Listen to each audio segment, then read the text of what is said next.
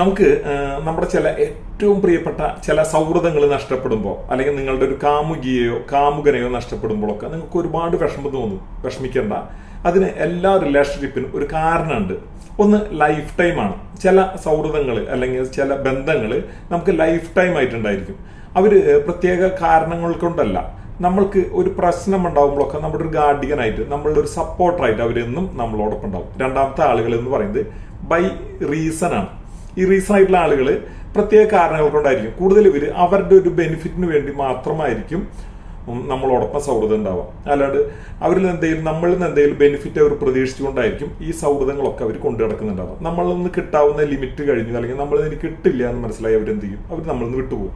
മൂന്നാമത്തെ ആളുകൾ by season ആണ്. ഈ സീസൺ ആയിട്ടുള്ള ആളുകൾ നമ്മൾ ചില സ്ഥലങ്ങളിൽ താമസിക്കുമ്പോൾ, അല്ലെങ്കിൽ ചില സ്ഥലങ്ങളിൽ പഠിക്കുമ്പോൾ, അല്ലെങ്കിൽ ചില സ്ഥലത്ത് വർക്ക് ചെയ്യുമ്പോഴൊക്കെ അവിടെ നിന്ന് ഉണ്ടാവും സൗഹൃദങ്ങൾ. അവരും ആ കാലം കഴിഞ്ഞ് നമ്മളിൽ നിന്ന് പിരിഞ്ഞു പോകും.